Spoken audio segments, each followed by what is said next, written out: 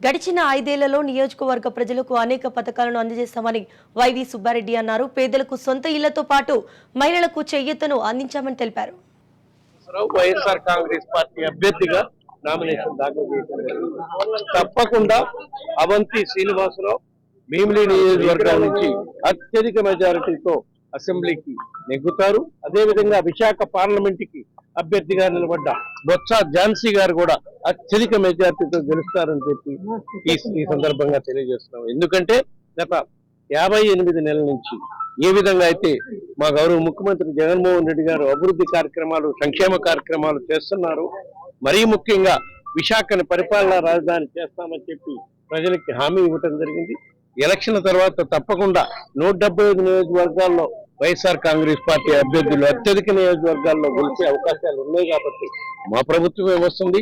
అదేవిధంగా విశాఖ పార్లమెంట్ నుంచి, భీమిలి అసెంబ్లీ నుంచి కూడా మా అభ్యర్థులే ఇద్దరు కూడా బొత్స ఝాన్సీ గారు, అవంతి శ్రీనివాసరావు గారు అత్యధిక మెజార్టీతో గెలుస్తారు. మా ముఖ్యమంత్రి గారు మా ప్రభుత్వం అధికారంలోకి వచ్చినాక ఇక్కడే ప్రమాణ స్వీకారం కూడా చేస్తారు. ఈ భీమిలి నియోజకవర్గం అత్యంత ప్రతిష్టాకరంగా తీసుకుని ఈ ఎన్నిక చేస్తామని చెప్పి సందర్భంగా తెలియజేస్తున్నాం. విశాఖపట్నం పార్లమెంట్ నియోజకవర్గంలో భీమిలి అసెంబ్లీ నియోజకవర్గం నుంచి మా ముఖ్యమంత్రి, మా పార్టీ అధ్యక్షుడు గారు జగన్మోహన్ రెడ్డి గారి ఆశీస్సులతో భీమిలి అసెంబ్లీ నియోజకవర్గం నుంచి ముత్తంశెట్టి శ్రీనివాసరావు, అవంతి శ్రీనివాసరావు వైఎస్ఆర్ కాంగ్రెస్ పార్టీ అభ్యర్థిగా నామినేషన్ దాఖలు చేశారు. తప్పకుండా అవంతి శ్రీనివాసరావు భీమిలి నియోజకవర్గం నుంచి అత్యధిక మెజారిటీతో ప్రజలు స్వచ్ఛందంగా వచ్చి మరి సుమారు 40,000 పైన చూశారు. అందరూ వచ్చారు. 40,000 దాకా అందరూ స్వచ్ఛందంగా వచ్చి పెద్ద ఎత్తున మరి వాళ్ళు ఒక ప్రేమ ఆప్యాయత చూపించారు. వాళ్ళందరికీ కూడా ధన్యవాదాలు.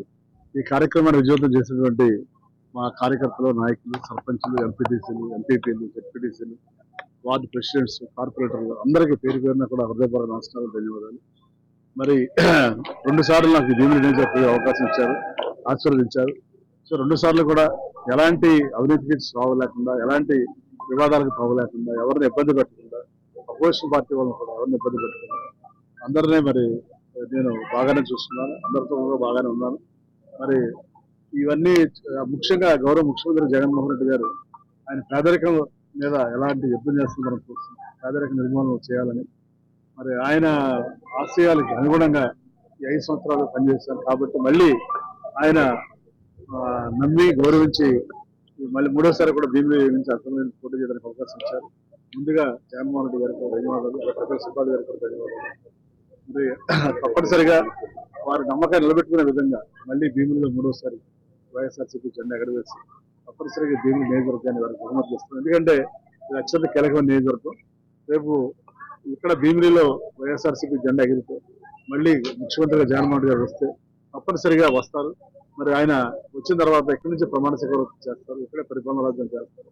ఈ ప్రాంతానికి ఉజ్వలమైన భవిష్యత్తు ఇద్దామని జగన్మోహన్ రెడ్డి గారు కలగంటున్నారు.